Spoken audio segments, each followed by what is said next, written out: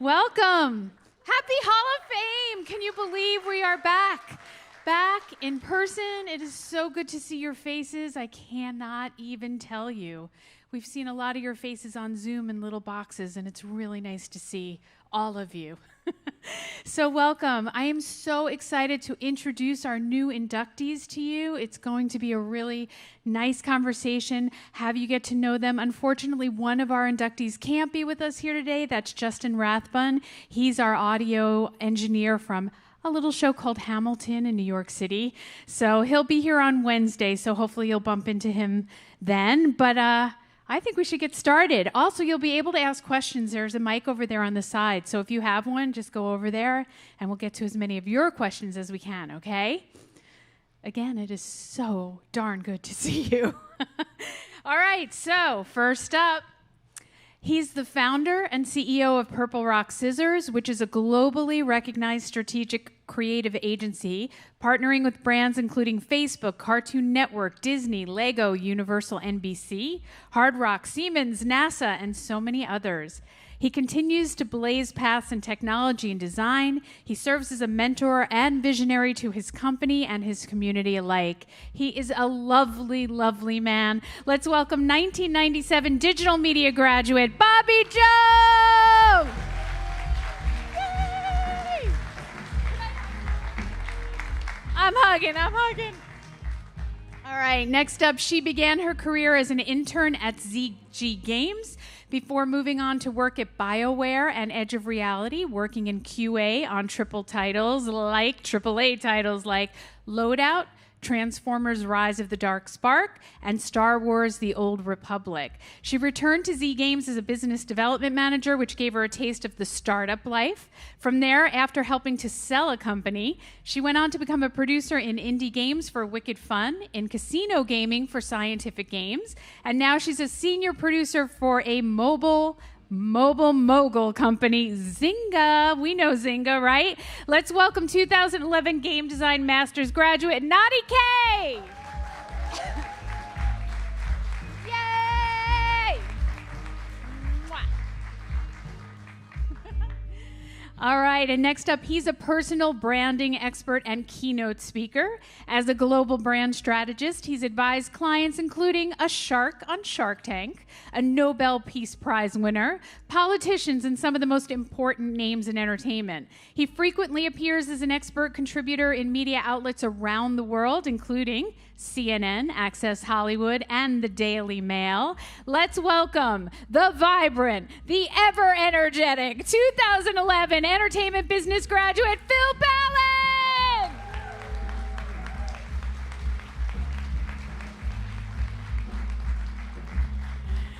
All right, and she's a producer, a line producer, and production manager for narrative, unscripted, and branded content. Currently, she's a producer for the PBS series Great Performances with WNET Group in New York City. She's worked with VaynerMedia, Inception Creative, Embassy Row, and CNN. Her credits include The Americans, Mercy, Holiday Rush, American Doers, House Hunters International, The Amazing Race, and America's Got Talent. So much more, too. She's also a founding member of Women Independent Producers. Let's give a big hand from NYC 2006 film graduate, Stephanie Dawson.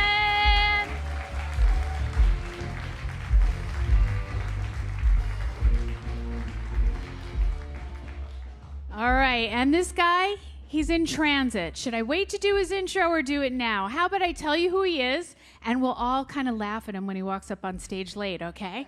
Okay, so he's a professional audio engineer who's worked with artists ranging from Ziggy Marley and Brian McKnight to DJ Craze and Donna Summer. Now he's in the gaming industry. He's the audio director at EA Tiburon right here in Orlando. His interactive credits include Maneater, Depth, NBA Live Mobile, Madden NFL, Tiger Woods Golf, NCAA Football, EA College Football, Deep Sea VR Orca, and so much more. He's also the co-founder of Engine Audio, a game audio contracting group that offers services for all forms of interactive media. And we have been lucky to have him as an educator here also at Full Sail University. His name is Tom Todia. He's a 1997 and 2012 recording arts grad, and he'll be joining us as soon as he possibly can. Okay, so Let's give these guys a hand.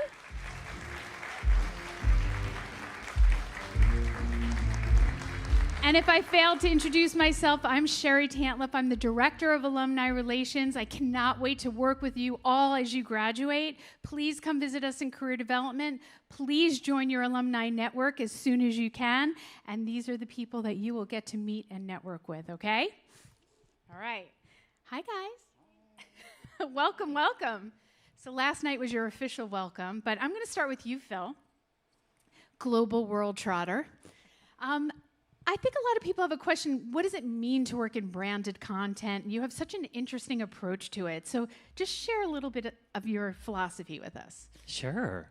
Well, thank you for kicking this off. You're amazing. And it's so nice to see all of these familiar faces. We're going to have an exciting week. I think, I guess to introduce this idea of branded content or branding in general, I kind of approach it as this. We all have the privilege of being face-to-face in real life right now, but in 2000 and whatever now into the future, we're managing two versions of ourselves, right? So there's the in-person experience. Now we appreciate that. We don't take that for granted. I think it's crazy what has transpired in the last few years, and now to actually be here in real life. Even for us, we've just met. I've seen your photos and videos a million times, and we appreciate that. So now it's about making sure your online presence matches your in-person experience. It's the best analogy is like dating, right? If you, let's say online dating, you meet someone or you find someone and then you go to meet them in real life, if that experience that they've portrayed doesn't line up with who you meet in real life, that is never a positive experience. No catfishing. Exactly. No catfishing. Exactly. I love it. And Narie, congratulations. You flew in all the way from London, and you just moved there, right? So can you tell us a little bit about your career journey, and we'll take it from there. Sure. So I always like to say that I did a choose-your-own-adventure career. As Sherry mentioned, there was a lot of different things that I've done throughout my entire career after I graduated from here. So it's always been a really interesting thing. I never would have thought in a million years that video games was going to be the thing that makes me travel across the world. So it's just been very, very exciting. And, you just... I don't know, it's just opened so many doors, and I've learned so much, and I've met so many wonderful people, and now I get to meet more amazing people, right? So it's just been a wonderful thing, and Full Sail just opened that door for me. So I feel very lucky. We feel lucky, Narie. We feel lucky. And Bobby, you have a company here, Purple Rock Scissors. So tell us a little bit about your journey. Did you know you wanted to be a business owner? And you've hired so many graduates, so thank you for that. And just tell us a little bit about your company. Yeah, so I run a creative strategic agency here in Orlando. We, as you heard in the credits, we work with some amazing brands and feel very blessed and fortunate for that. And by the way, hey everybody, I'm so excited to be here this week, and again, thank you for the warm intros. Purple is, we've been digital since we started. I just had this affinity, even when I was here at school on campus, it was the early stages of the web. I graduated in '97, so the internet was very young. And, the idea of even sending data from the school to your house was they're like, you're sending files to your house?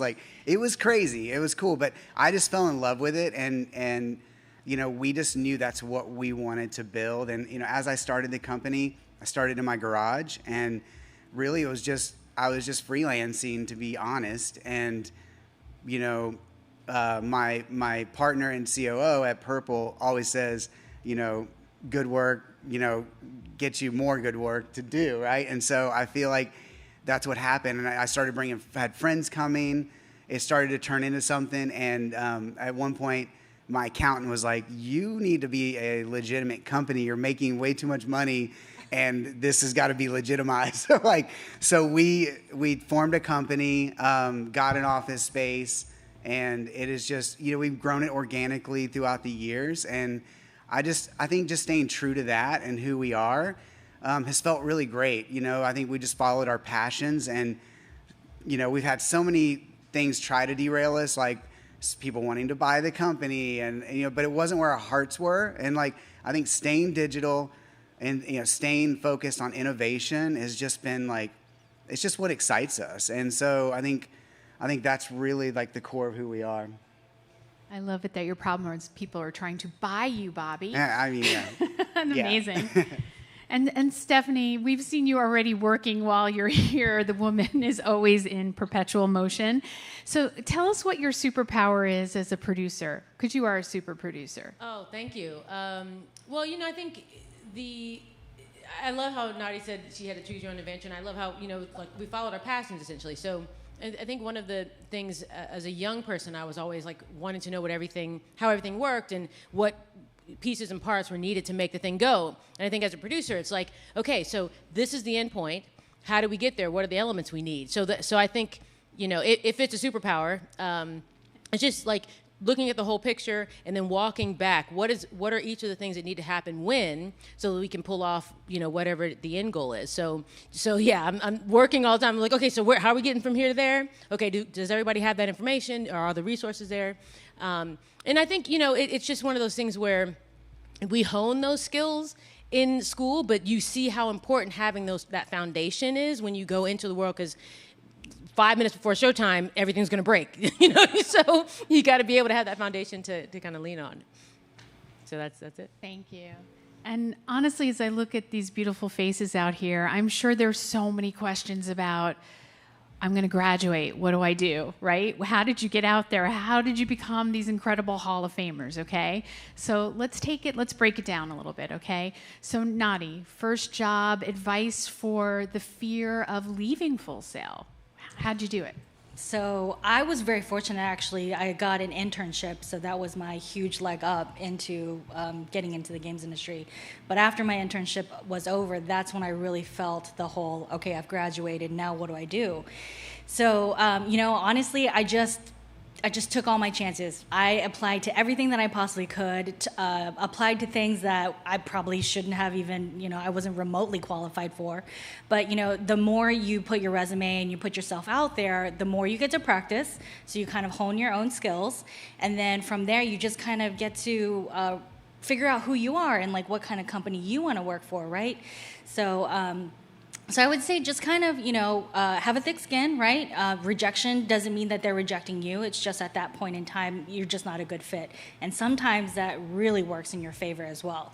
I can't tell you how many bullets I've dodged from companies that have said no to me, but at the same time, like the next opportunity that I had was exactly what I needed to develop who I was and who I am as a producer. So, yeah. And what about you, Phil? Did you overcome any obstacles to get to where you are? I'm sure that you could maybe share some of those. Oh, honey, how many minutes do we have? I had the added pressure of not only finding an internship or a job to help pay back my tuition, but I was an international student. So I have a whole other added layer that other international students can relate to. We have to have something lined up for graduation, otherwise immigration or border control sends you home. And so, you have 1 year. It's called OPT, optional practical training. You don't necessarily have to be paid, but you have to be doing something. And someone needs to be accountable for you. So I was one of those students who met, career development, I think week 2 of my program, and even they were like, you've still got a little while, don't be stressed yet. But so much of going to Full Sail for me was about being in the US and staying here and going to the biggest market in the world for entertainment. And it really represented a lot, and there was a lot at stake. I won't tell the whole story, but my internship did not go as planned. You can Google it. And so it was a personal, a friendship in career development. Jess Pollock, I give her a shout out. She's still here. She is the one that on a limb went out and said, I'm going to introduce you to a friend that I have out in LA, and they're going to take care of you. You've got a place to go. They're going to give you a desk. You're going to find some purpose. And I did. And that was I didn't realize I was doing it at the time, but I essentially became an entrepreneur. I took inventory of what practical skills I had that someone would pay money for. And didn't mean I was good, because I wasn't good, but I could hop in and kind of figure out how to design a logo, or I could at least help someone design a basic website. And what I didn't know, I could find the answers to, and I became an entrepreneur, and I created my company, and that's all I've ever done. I would be a terrible employee, especially now being used to my own schedule and my own rules, and that's how it started. So I'm very thankful that I left this place with tangible skills that allowed me to forge that path. Not only the skills, but the relationships at Full Sail are so significant in my life still to this day. Thank you. And you inspire so many people here, Phil, and that's why we're so thankful for you. Stephanie, you know, New York City is a pretty competitive place. How do you get over that fear of looking to the left or to the right if you're good enough? How'd you do it? Once someone figures that out, please tell me. That's something that I think you always battle, because it is such a competitive, I mean, film and television is competitive. Film and television in New York City is competitive. So there's always that, if you compare yourself to other people, you will have that fear. But I think, like Phil says, take stock of what you have. You have your unique skills, you have your unique journey, and you know, I am someone who people love to work with. Like, I mean, that's not like a humble brag. It's like, literally, when we're shooting, we can be shooting in torrential downpour, we can be shooting in the middle of the night, we're shooting in the heat of the summer and the cold, dead cold of winter, and you want to work with people who you want to work with. You want to work with people who have that energy, that light, bubbly personality, and I have had that since I was a kid. So I've been on shoots, literally, people were like, we were having a horrible time until you showed up. And I'm like, I'll just have a smile. Like, it's just showing up and having a smile on your face can make a difference. And I think similar to what Phil was saying, it's also the relationships that you build. So I had to apply, when I got to New York, I had to apply for my first job. And then the next job was from a relationship I built. And then the next job was from a relationship that I built. And for like 7 years, I didn't even have to provide my resume, because it was all people that I had met that liked, you know, we developed a relationship. They knew that even in the darkest of night, I would have a smile on my face. And so they hired me and brought me on. I mean, and obviously I have to have the skills, and you have to, you know, be able to stay in once you get in the door, you have to be able to stay. But literally being a person that people like to work with can make it so that fear of who's next to you, it doesn't really apply to you, because what you bring is unique to you. And literally, it's the music you listen to. It could be, I had a friend who told me that back in the day, he would always have a cigarette lighter. He didn't smoke, but there's a lot of people that were in his world that smoked. So he always had a lighter, and he could strike up a conversation because he would hang out with people that smoked. Like that little thing can make a difference for you to kind of stand out, so you don't have to worry about that pressure on either side. If I could I add to that? So you just actually reminded me, the last 4 jobs that I've had were all from Full Sail alumni. So they all were like, I was still working actually, and they're like, hey, my company is looking for someone, and the professors here were like, oh yeah, Narie's really fun to work with, like she knows what she's doing, and so I just kept getting recommended down the line, and I think once or twice I was like, you know what, I'm actually really happy where I am, but thanks so much for thinking of me. But it's like, it's such a warm and wonderful feeling. So it's not just the relationships that you make at work, but it's also the relationships that you make here. Because I mean, again, like, who would have thought, like, oh my gosh, I'm among like some of the most elite people, you know, that I could ever imagine being close to. So it's been just like such a wonderful privilege, and so wonderful to meet you guys.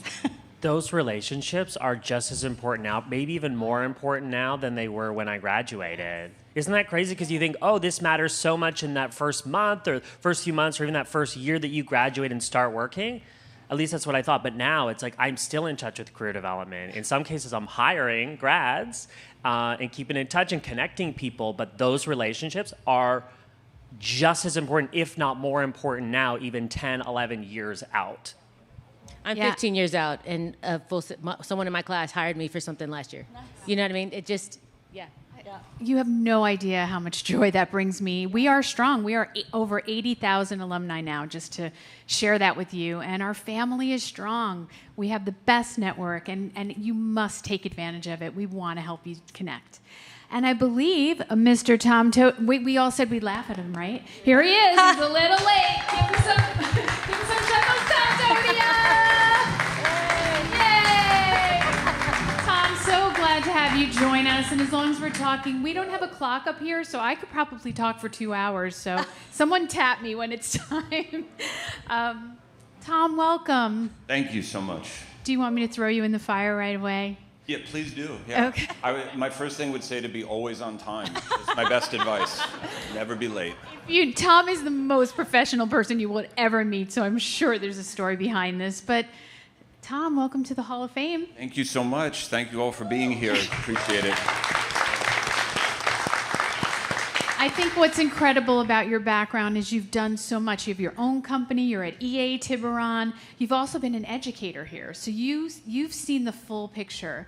So piece of advice for our students and grads that are sitting in the audience today about having confidence in themselves. Oh, yeah, confidence. Well, again, always be on time. You could always control that. And there is a story, but it's not interesting. Yeah, advice. Confidence isn't something that you have, it's something you do. I've heard that quote before, and it makes a lot of sense now, although it didn't when I was a student. You have to trust yourself and not get too worried and stressed out about where you are, the way that I did when I was in school. And the reason why is you're exactly where you're supposed to be right now. So you should be confident in that. You're not here by accident, you chose to be here. You didn't get here by mistake, you decided to do that. You're in an industry now, you're heading in the direction that matters to you, and as long as you keep going in that direction, there's nothing to be nervous about at all. Everyone on this stage had their first day out of school, had their first internship, their first job, their first, no, I'm not interested, call me again later sometime. So that alone should give you some confidence to know that everybody has gone through those exact same stages. Nobody skips that. Unless your dad owns a record label or something, but almost none of us have that situation. So, be confident about where you are right now, because it's the right place at the right time. There's no way to accelerate it other than to just keep going day by day. I love it. I love it. And so for everybody who's here in their programs, trying as hard as you possibly can, I hope, how did you make the most of your time here at Full Sail? Tell us about your journey. How did you thrive? Bobby, let's start with you. Yeah, so I'll kind of add on that and then I'll answer that. But to be honest, you really need to humanize that element, meaning career development's there, but have you connected and do you have a relationship? So I think it's so important to connect those dots, because really most of the people have been there for 20 years, 15 years. It's crazy. So you're forging a relationship with an amazing team that is going to do everything they can to help you through that journey. So yeah, when I was here, again, I lived in Orlando already, and I lived kind of far away. It's a good 45-minute drive each time. So I would just stay here. Like when there was gaps between my labs and my classes, I just stayed. And I think that was the greatest thing ever, was just figuring out how to get into more labs and get more time with instructors and professors. And so I think just spend as much time, soak it all in, and go outside of your discipline type. So don't just stay in the track of what it is you're doing. If you're an animation kid, talk to the audio people, talk to the film students, because there's so much to learn from everybody. I think that was what I enjoyed the most, was just getting to know as many people as I could and staying in touch with them after graduation. You tend to almost lose that touch right when you leave, and then you get regrouped like this. But keep in contact, see where your friends landed, and build that network. I think at the end of the day, it really is about building a network. So it's kind of stay focused on that if you can.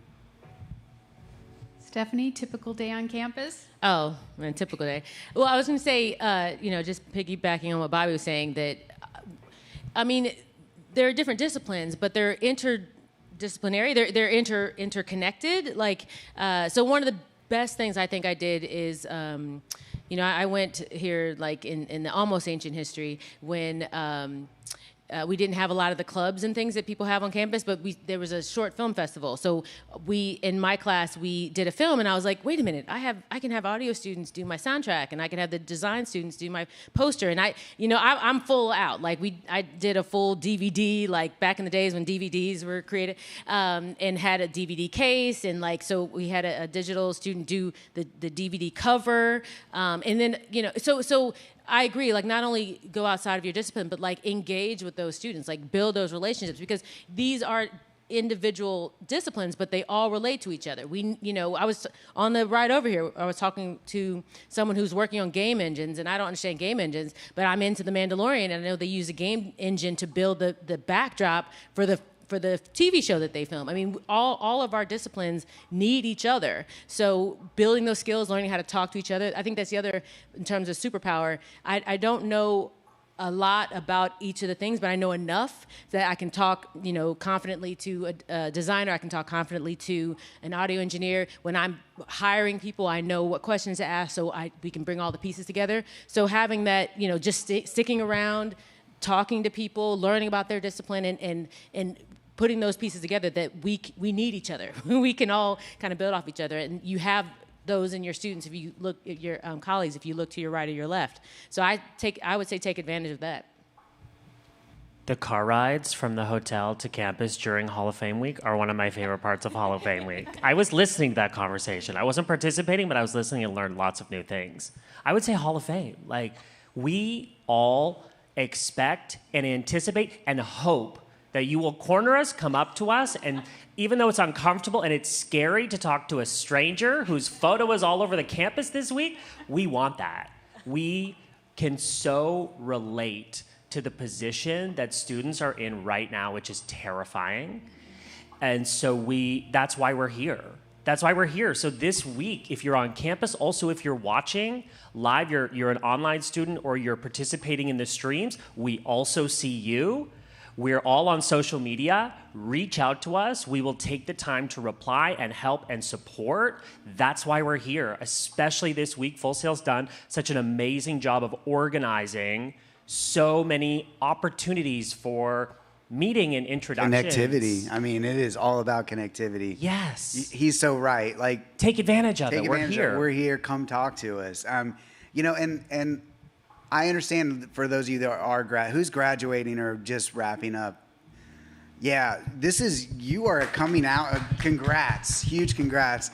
I also want to say this is literally your time. I know that's the slogan for us, but hey, way to tie it together there, Bobby. It legit is though, because I run an agency. We hire a lot of people, and it's your market. There is not enough talent to cover the work, so work hard on your portfolios.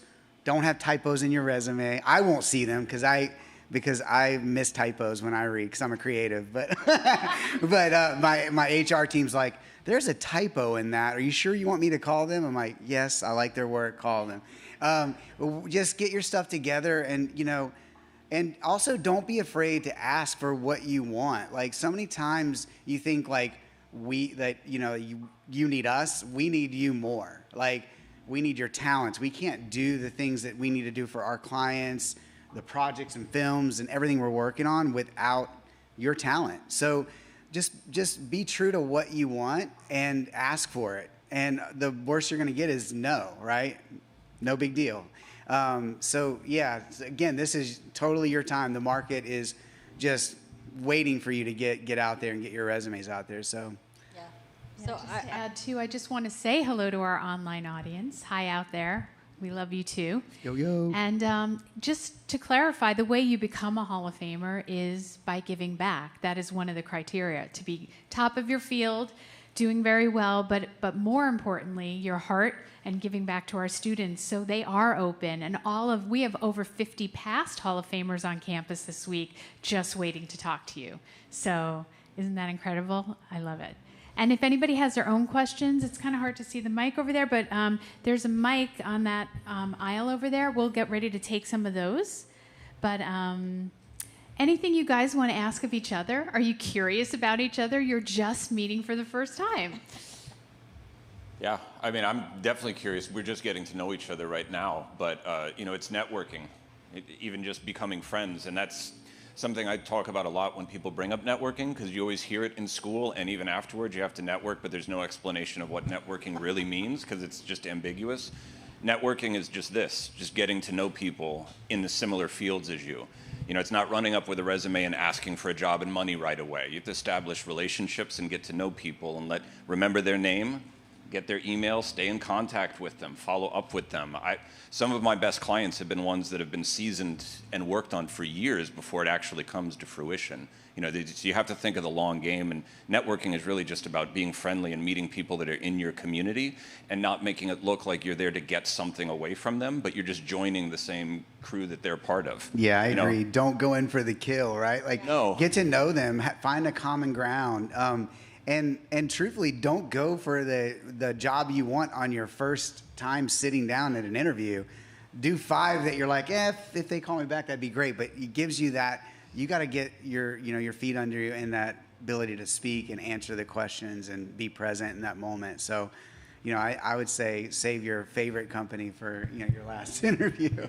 And I'll also say networking is not just about the direct connection, but it's about the connection that they can connect you to. Oh, yeah. Because if you make a good impression, I've had several times where they're like, you know what, I have someone who I know you'd be good for, and they recommend you for another thing. So part of that is building that web where, if I know it happens a lot on LinkedIn nowadays. It's like, I know what I want, but who do I know is connected in that world? And then if you make a good enough impression, they'd be willing to vouch for you. Because there's a lot of personal relationships that, the careers that we work in are really about the professional and the personal relationships you build. So if they trust you, if they know that you do good work, if they know that if they recommend you, you're going to make good on that recommendation, they will do that. And I've had people do that several degrees out. So, it's about creating that web of influence that you can just call on and they'll call on. And that's the other thing, too, is that, just like what Tom said, it doesn't. You can talk literally about anything. You can come and talk to us about anything. We have other interests besides the things that we do, right?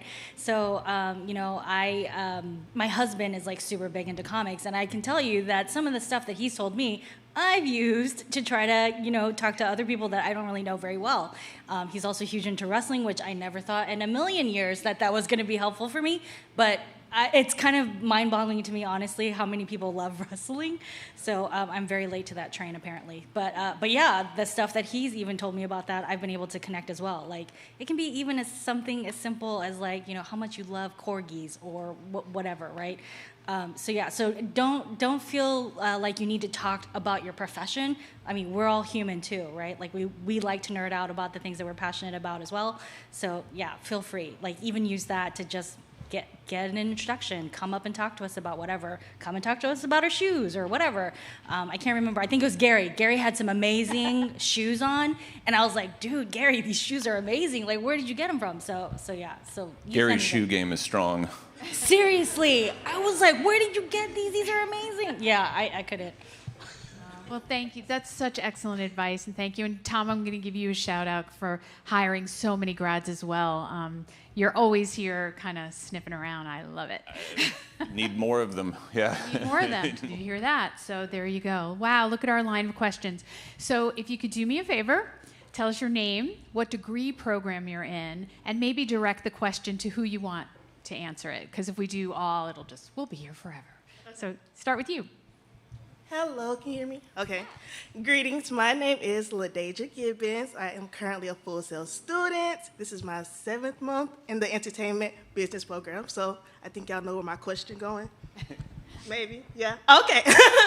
So my question is, how did you make it through the hard times? Those times, especially at the beginning of your career, when you was finna break and like, oh my God, I can't do this anymore. How did you push through? What made you push through? What gave you that strength to be able to do it and be where you are now? So I'll take this one first. Listen, first of all, as an entertainment business student, I know the other degree programs seem a little more exciting with backlots and controls and all these exciting things, and we have a boardroom table that splits in the middle. No, it's very exciting. But here's the good news: you're going to make the most money out of everyone. Okay? I'm putting that out there. So I would say yesterday I took a photo. I was very proud to pose in this photo with the faculty from the program. They are here. A lot of them were my professors and instructors a decade ago. And in those moments that were really tough, and I had them, yes, the branding program was exciting and I found it obviously inspiring enough to pursue it as a career. But some of those courses I found really tough. Anything that involved numbers and math. Those are those are responsibilities that I now delegate. Because if those fall under my responsibilities, we're all in trouble. Okay? So I would say lean on your instructors. A lot of them, all of them, have worked in the industry. They're there to help. I would say, and I've studied in lots of places, Full Sail's a really unique ecosystem.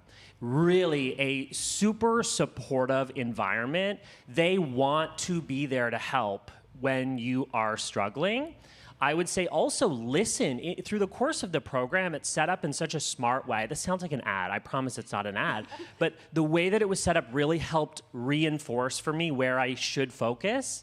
You shouldn't be good at everything. You're not a superhuman. You're not supposed to be good at everything, but you're supposed to listen to the things that come naturally, the things you're good at, but also the things that bring you joy.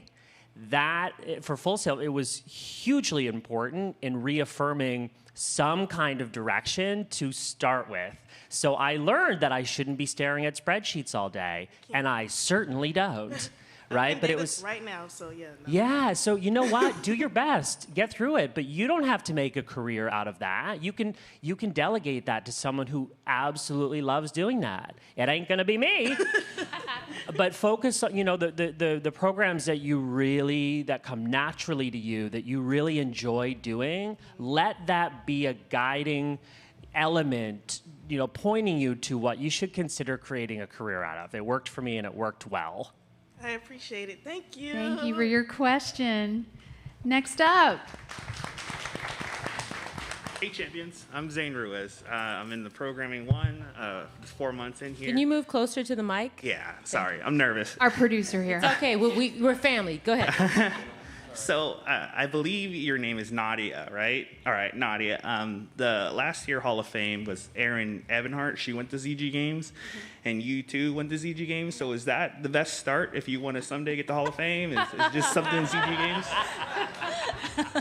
Very astute observation. Unfortunately, ZG is no longer around, so yeah, maybe. But I would say that getting an internship does help. And the great thing about internships, I'm sure Tom can also speak to that as well, the game industry is becoming more and more aware of Full Sail, right? So whenever actually Zynga is looking for a bunch of UX UI designers, and of course I'm like over here and I'm like, oh, who do we have? So I would say if you can try to get an internship, a lot of people are getting familiar with Full Sail because it's the whole, I forget what it's called. It's 24-hour campus. Sorry. The 24/7 design. Yes. Yeah. So it's just like 24/7, and it's like going all the time. So obviously it doesn't fall within traditional school.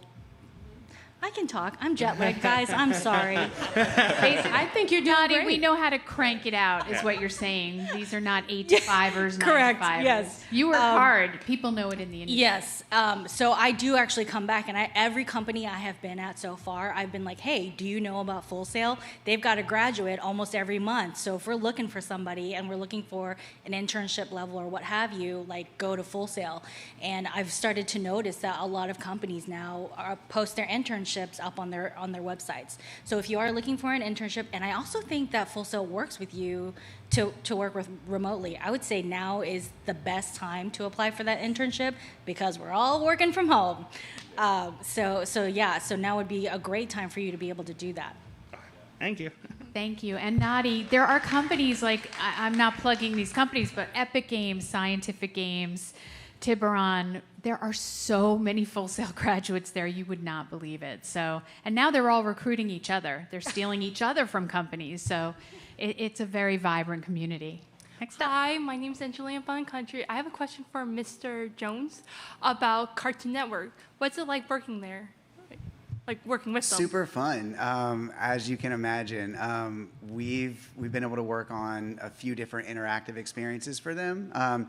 We're currently and historically working on things for like Powerpuff and We're doing stuff for Rick and Morty. So it's really great. They have a super creative team, and it's the professional element there is also awesome. They're owned by Warner, so we also work with Adult Swim and DC and all the other bits and pieces. So it's fun. They're a great company. Thank you. Thank you. Next up. Hello, my name is Alex Negron. I'm a film graduate or a film major here, and I'm still in my first month, so I'm still weak in my knowledge of film and TV, but my dream and my passion is strong. And so that leads me to my question for Ms. Dawson. What was your dream starting Full Sail? Did it change after leaving Full Sail, and has it changed since? It's a great question. I want to first acknowledge that you spoke it into existence. You said I'm a film graduate. I mean student. So I love that you already can see that future, and that's fantastic. You're in your first month now, but you're going to get to the end of that road. So I came to Full Sail after having gone to a traditional undergraduate school, and then I worked in industry for 6 years. So I actually studied engineering. I love film and production since I was like knee high to a grasshopper. Like I feel like I was born into it. But I was coached by very loving and supportive parents that said, get a professional degree, be a doctor, a lawyer, or an engineer. So I went to undergrad and I studied engineering, and then I worked in IT for 6 years. And then I realized 6 years in, this is not really what I want to be doing. So I quit that, as my dad said, I quit a good job. I had a good job. I had a house that I had purchased. Like I had all the things that your family who are supporting you wants you to have. And I was not happy. So when I left all that behind and came to Full Sail, I basically bet on myself. I put all of my dreams, my passions into getting what I could out of the school. And that's one of the reasons why I went to all the disciplines. I was like, okay, so you can do my music. How can I make my path get me what I want? Because I gave up a very secure past for the dream in my future. In terms of did it change, I was a very self-directed person. When Dave Franco talked to us yesterday, I think he was like one of the people who reviewed my portfolio when we were going into our final project. And I literally created by hand things that software do, because I was like, I know I need to know how to do this. So I created like a digital board out of in Excel. Like they were like, okay, yes, you can do this thing because you've jumped through hoops to produce. And it's so funny too. Also, there was some kind of thing where we had to guess. In class, it was like we had to submit a secret question, and mine was like being a studio exec, and they were like, yeah, Stephanie. Like everybody knew exactly who that was based on so I was directed from, self-directed from the beginning. My dream is to work in feature film, and I moved to New York to work in independent film. When I moved there, it was a financial crisis and a writer's strike. So we talked the other person's question about hardship. And I moved to the most expensive city in the world during a financial crisis. So my dream has remained steadfast. I've worked in independent film, and I will work again in independent film. So I think that the goal is, Tom said before, like you kind of put out there what your path is. There might be some bumps in the road. I've worked in television. I worked in reality television. I worked at a bank. I worked at a hotel. Like I've done all the things I knew to maintain that dream is out there. And I've gained, like, working at the bank, some of the financials and because we need to get money from banks to make our film. So even some of those off-ramps are just minor detours to pick up some skills. So when you get back on that main road, that you will be able to achieve that. So my dream has stayed the same, but the path there has some windy road. But again, I think you're already there because I'm graduate, yes, you're already putting it out there. So I say kudos to you and good luck to you in your program, and just know that dream that you have, just hold on to it. It'll still be there. Just take each blow as it comes. Thank you, I appreciate it. You're very welcome. Thank you, Stephanie. Love that. Off ramps. Oh my goodness. Hi.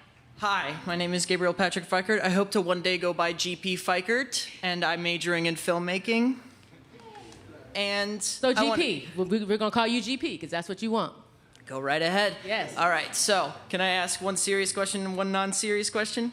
Go at it. All right, serious question first. What made you choose the companies or careers that you, was there a personal thing that drove you to choosing what you did? I love this question. I'm going to jump right into it. The answer would be I haven't chosen anything personally. Everything sort of unravels in front of you as you're working hard. I love the company that I work for now. They actually treat me really, really well. I'm glad that I'm there, but a lot of the jobs that you get along the way are things that happen while you're working hard and networking. And you can choose a company. You could say like Cartoon Network. Maybe that's the place you want to go. If they don't have an opening at that moment, you're going to find something else that's similar and relative. And the new opportunities open up from that. So it's really good to have a plan and a goal because it's like setting your eye on the horizon and it helps you not give up, right? I heard when I went to school here and it made sense, there is no plan B. It's a really good motto to have. But there is a plan A.1 and A.2 and A.3, because it veers off a little bit here and there. So personally, I didn't choose the companies I worked for. I network with people, and things unfold from there. And the eventual place that it takes you ends up being something kind of fascinating that people will ask you how it happened, and you have to kind of stop and think. And I'm not entirely sure. I just know that I kept going, and now I'm here. I would like to say it was an exact plan, but I'd be lying if I said it was all planned out and mapped correctly. If you're focused and bright-eyed and passionate about what you do in any of our fields, when we meet people that are into what we do, and you can see that in them, it just ends up being a little bit, magical in that sense. So focus hard on what you want, but don't be afraid that it will probably detour and end up somewhere different that might be even better than what you originally were thinking. If I can piggyback on that, sometimes it's about life, a life decision. I've taken jobs for health insurance, and that is real. I've taken jobs because I had credit card debt after living on credit cards in the most expensive city in the country, in the world. So sometimes the jobs that you get are ones that you're taking right now. But again, when you're in that space, absorb as many skills, as many people, as much information as you can, because that's going to serve you down the line. So sometimes it's creative, sometimes it's necessity because we have to live. So I just want to put that out there. You can listen to us list our credentials and our credits, and it sounds so fancy, doesn't it? But guess what? That's not where we started. So even as you rhyme through my intro, and even I heard, I went, ooh, that sounds good, right? That's not where I started. My first client out of wholesale was a wholesale candle and fragrance company in Ohio. How about that for sexy, right? So, you know what? Here's what I would say. Like, when you look back on this in a few years, you'll go, wow, that all made sense. You're already manifesting it. The way you introduce yourself, right? It's memorable. Everyone in this room is already manifesting where you're headed. You don't know exactly what that path is. You'll look back on it in a few years and go, oh, that story made sense. I didn't anticipate that. I love how that unfolded. In my negotiation class, in my program, we would watch, I think one of the classes we watched Shark Tank, and we dissected how negotiations took place. I didn't know that less than a year from that exact moment, I would be working with one of the sharks on the show, and that's been my longest client. And so you don't know, you can't anticipate it, but you can show up, you can be likable, you can be memorable. I would say that's like a quality that everyone on this stage has in common, including you, Sherry. Yeah. These are likable people. These are people I want to hang out with. And it's not about, a transaction. It's about being around people that you enjoy. And so you can't forecast as much as you want to that path, but know that you're right where you need to be. Yeah, and everybody is likable, believe it or not, if you are talking about your passion. Oh, yeah. Like, if I'm not talking about what I'm into and I'm just sitting with a group of other people, I'm probably not the most likable dude to sit in the group, right? But if you hit a spark with me about something that I'm passionate about, guess what? Now it's like, man, I can talk all day, and this is super exciting. And I think you guys have already figured it out because you're here. You're following your passion. You would not be here, so you're winning already. But I totally agree. Like, just continue to manifest that and think about, like, stay true to, like, who you are. Do not make any choices that you feel like are because the market is ripe for something and you're like, well, I'll do that because that seems to be the hot topic. If it's not true to you, just stay true to yourself. Because I love what Tom said. It's like it just sort of unfolds in front of you if you stay the course of what you're passionate about. And that's what I did. I kept my head down. I worked ridiculous amounts of hours, but it didn't matter. I didn't care. It wasn't. I never really was working. I I would literally could go all night and just be like, that was awesome. I can't wait to show this to the world. Like, so that's what you got to find. If you can find that, it comes to you. And don't you agree? You can even reverse that and say when people come up to you to be likable, be passionate about your work. Talk to them about their work. Do that research. It'd be great. Can we stick with one question for you since there's a big line behind you? We can talk after the panel though. Oh yeah. Is that okay? Thank you for your generosity. Thank you, GP. GP. Next up. Hello, my name is Juliana Johnson. I'm actually an online student from Tampa. So hello. Welcome. I'm actually in the graphic design program right now. I'm on my 7th month.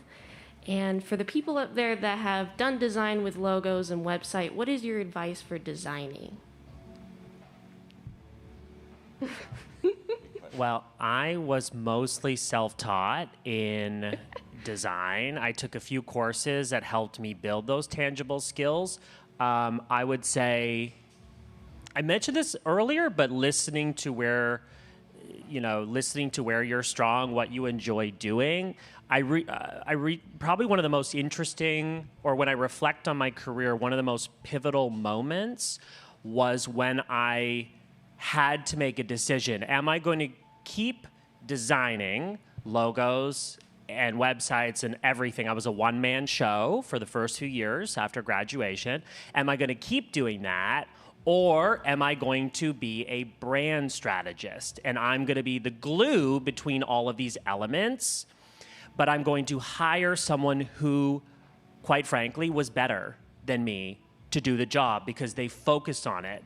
They loved design like I loved branding or people and teaching. I love teaching. I love teaching people how to do things. So I listened to that and thought, okay, this is kind of scary because now I'm going to pay myself because that's business, but then I also need to charge more because I need to hire someone to actually do the job.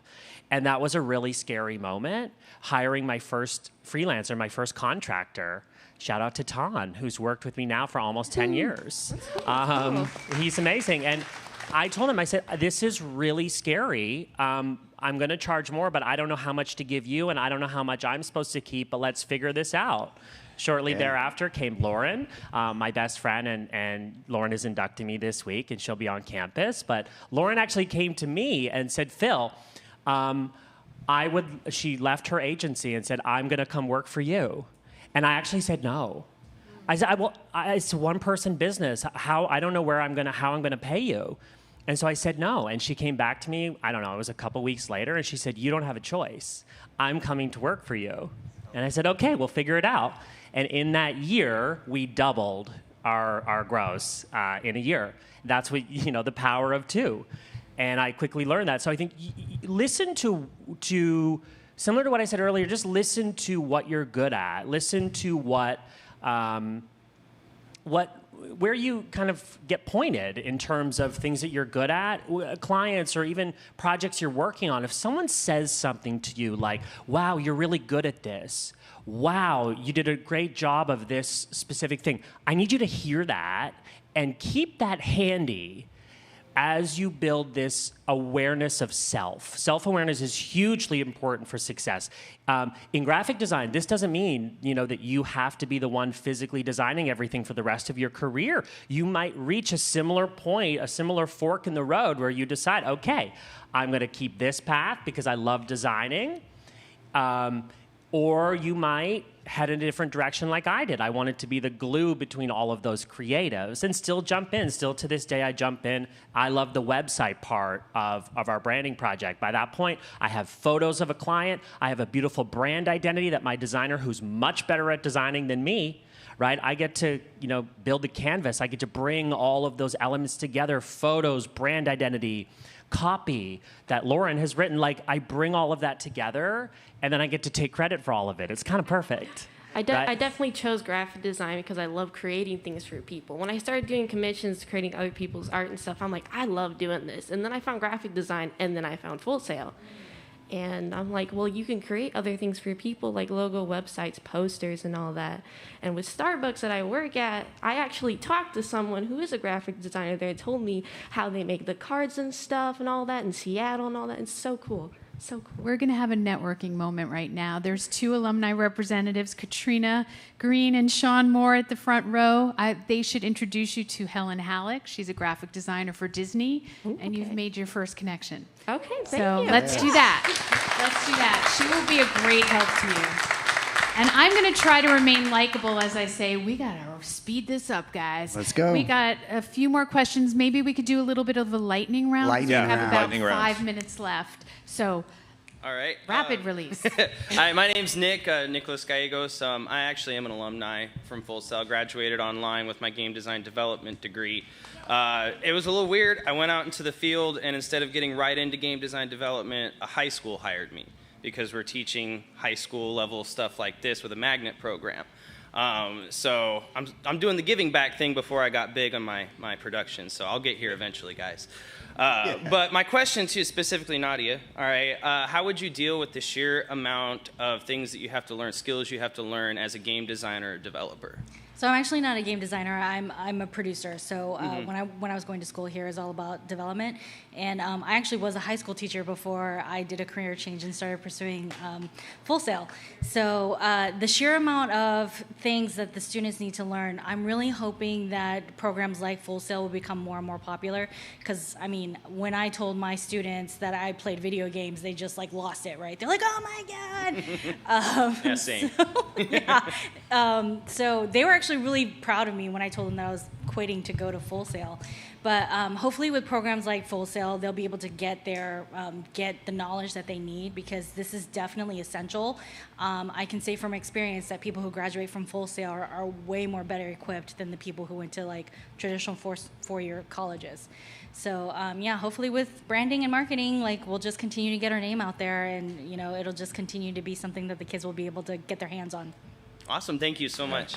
And Tom, do you want to chime in here? You're an educator. You were a past educator. Yeah, I was just going to say, with the sheer amount of stuff you have to learn, I know for me, you can only read about it and think about it so much, you really need the experience. Whether it's alone in a small team for free, a team that's paying, you have to do the same thing and repeat it over and over again, because your skill set gets better and better when you hit brick walls and fail. At EA, we have a saying, it's on a wall and says, hurry up and fail.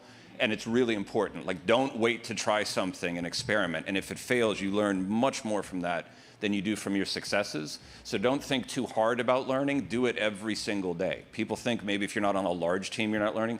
Absolutely not true. Everybody's smarted alone, and then on smaller teams, and then on bigger teams. And you just have to keep doing it over and over again. And it's like when you learn to ride a bike, your whole life, you never forget it. It's like something that's built into you. So the more experience you get, the better you get at the thing, but think less and do more. Okay. Thank you. Next question. Hi, my name is Eel. I'm a game artist, 20 months in, if I did that math correctly. I wanted to know if you had any advice for someone who wants to get into a specific discipline that tends to be heavily saturated and competitive. I feel like when the instructors ask, oh, who wants to be a character artist, everyone raises their hand. So I was just curious if you had any advice for standing out and setting yourself apart. So I would say to be really good at whatever it is that you're passionate about. Because as you said, character art is very saturated. So the ones that will really stand out are the ones that have like really unique style. At least that's what I've noticed.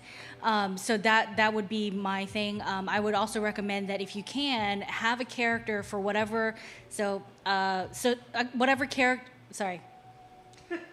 Let's try this again. Blah, blah.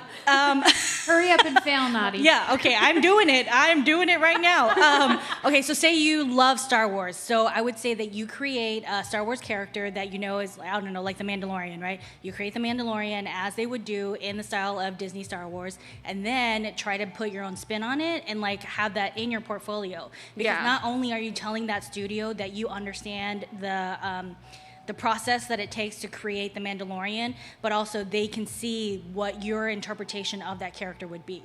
So I don't know. Is there anything you would add to that? No, I Tom? think that's really, and also don't be too worried about saturation, honestly. Yeah. That's a fear, but the truth is, like, all of our industries are growing and growing and growing. They're not shrinking. Yes. So there might be a lot of people interested in it, but there's only one you, and there are a lot of jobs out there. When I started what I'm doing, there were almost no jobs that were advertised for what I do, and now we can't find enough people to fill the jobs, so that could even be temporary.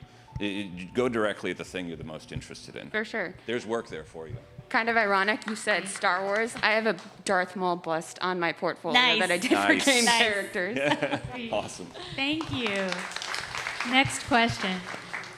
Hi, my name's Erin Wheeler. I also go by Puck as like a nickname that was given to me by an Australian friend. Aww. I'm in month 14 of my computer animation program. My question is, as someone who's autistic, I have a very hard time reaching out to individuals because I'm scared of making someone upset by asking what I want. How would you guys go about like reaching out to people that you want to interact with on both a professional and just a friend level? Yeah. Who wants to jump? I'll jump in really quickly. Just for me personally, do not overthink it.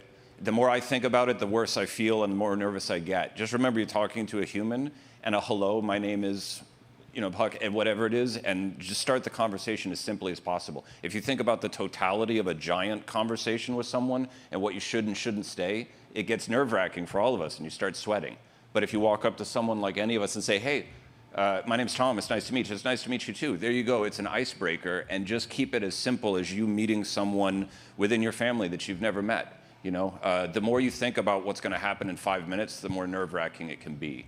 Just worry about this moment exactly right now, and know that most people are very open and want to say hello back. It's not a burden. If it was a burden, none of us would really be sitting here. Right. I mean, the free dinner is great, but it's not a burden at all. Yeah. And thanks for the courage, nervous, right? We're all nervous. You just got on a mic to say hello in front of all of us and people watching streaming online, so you've certainly got it in you. That's right. And you said your nickname is Puck, so now I want to know the origin of that, and then what's my nickname? Like all of those things, the way you present yourself will open up the door for conversation. So don't fear that. And I would also say that all of our industries, we're all very unique and very special. And, I would say that everyone is really open to whoever you are. Whoever you are, we will love you. So I wouldn't be concerned about any of that. I have some very special butterflies on my team, and I love them with my entire heart and being. And if anybody ever tried to hurt them, they would see a whole different side of me. So do you. We will love you no matter what. And if they don't, then you definitely don't need to be there. Yeah. Thank you guys. Yeah, what she said. Thank you. I know that we're running over. We have 3 more questions, so hang in there. And next up. Hi, my name is Ariante Adams. I just started music business for bachelor's degree. Ms. Dawson, I will definitely remember what you said for the rest of my life about I never had that insightful perspective about taking detours and gaining skills or looking at it from the perspective of just gaining skills to get back on the road. I will literally remember that forever. There are moments I can flash back in my head that I'll always remember, and this is one of them. But I guess that was beautiful. But for all of y'all, I guess I can ask for all of y'all as artists. I'm pretty sure this room is full of artists. We're all artists in some type of way. Film is art, fashion is art, blah blah. So what motivated y'all to take the leap to go after your personal happiness? Because I know a lot of people choose security over that. I could see. Yeah. Oddly enough, for me, it was a weird solo camping trip. I was going to school at University of Florida, and I was not enjoying it at all. And I did what they call a walkabout. I went on a 1-week camping vacation alone in North Carolina to figure out what I wanted out of life. And I realized the only thing I actually really cared about that much was music and sound. It meant everything to me. It made me happy, made me sad, was there to comfort me during heartache, and that's it. And then I just said, where am I going to go? And I found this place and fell in love with it, and it's been that way ever since. So I don't know about everybody else. For me, it was actually a really strangely profound moment on a mountainside. That's how I got it. I can make mine really quick. I was a traveling consultant. There were 2 years out of my career that I literally flew 52 weeks a year, and then 9/11 happened. So in film, we learn about an inciting incident. So when planes hit the towers in New York City, it was very easy for me to decide if I'm going to fly somewhere, I want that to be for what I want to be doing. I don't want to be working on somebody else's company. I want to be doing what I want to be doing, what I'm passionate about. So my inciting incident toward film was, I don't have any roots. If I have nothing, let me at least be doing what I'm passionate about, and that is films and filmmaking. Thank you. Mine is also very quick. I had moved out to LA. My internship fell through. I had to literally stop and reflect, what tangible skills do I have doing something I enjoy doing that someone would pay for? And I knew the basics of creating a website and designing a logo. The first website job that I got, I was so not qualified to be the one doing it. But when I got the opportunity to do it, someone was going to pay me to do their website. The answer was yes. Even if I didn't know how, we fill in the blanks and figure it out later. But that's how it started. I never intended to be an entrepreneur. It just kind of happened because I listened to what I love to do and paired that with something others needed and were willing to spend money on. Thank you. Next question. Hi, my name is Owen Myers. I'm a game development student. I'm nearing the end of my degree program. We're actually in month 2 of capstone, and I'm my team's lead engine programmer. I was wondering, in the future, I'm looking at starting my own game studio. What advice do any of you have for starting your own game studio, or like getting any business really off the ground? Bobby, do you want to? I mean, yeah. Again, you just have to follow your passion with that and stay true to it, and build your network, build relationships, and more than likely you're going to want to understand the financial components of those things. And I would say try to get people that have skills that offset yours, that can bring that part of the vision outside of your vision on the finance side, operations side. So, build a little crew, and, if you need to raise the money, go raise the money.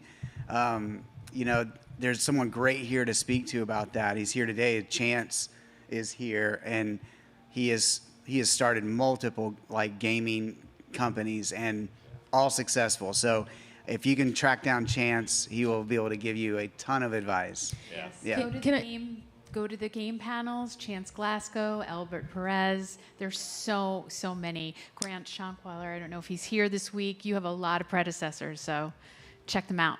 Can I just hop in real quick and just say also, even if you're not thinking about starting your own business, the careers that we step into, we have to kind of be our own. We have to be entrepreneurial. We have to move our careers forward. A lot of times working as a contractor, we are filling out 1099 paperwork and doing our own taxes. So even if you don't think about creating a company, think about you are your brand. You are your own company. You are your own force. So whether you're thinking about starting a company or not, that is part of what we are doing as we're stepping into the world, pursuing this dream. So I think having that entrepreneurial mindset is important.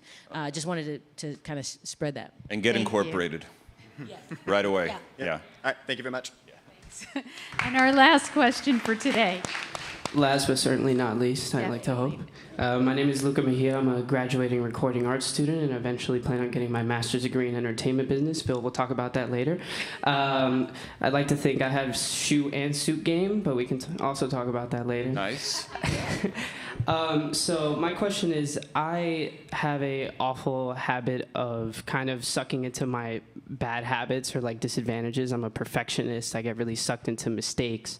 And I just go on these slumps of not doing my best in what I want to do because of just kind of being in my head too much. Are there any what are the personal things that you've done to kind of work through your own battles and your own disadvantages, your own bad habits to do the best in your field? Thank you. I'm going to jump in here, Stephanie. Let's make that our last question. We all answer it. So words for getting over your own obstacles, self-doubt, perfectionism. I guess we start at this end and just go down.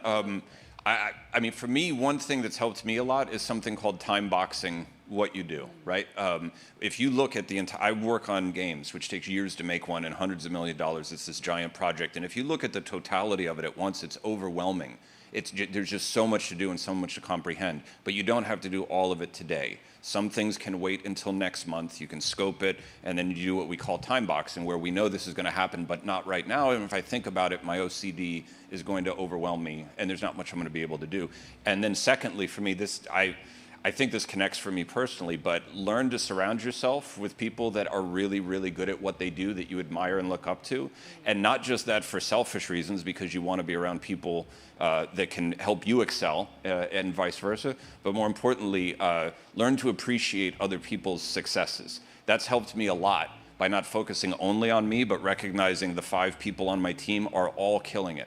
And I have to go and let them know, amazing work, great job, thank you for doing what you do, I appreciate it, and mean it sincerely, and it alleviates some of the stress you put on yourself by just acknowledging everyone else's successes around you, and somehow successes start coming quicker the more and more that you do that. But if you deal with your own thoughts only, it's really easy to get wrapped up in it and just start feeling doubtful or like no one else gets where you're coming from. Step outside of that and recognize the people and all of their successes and be happy for them. And it's also, by the way, a great way to network, talking to people about what they do.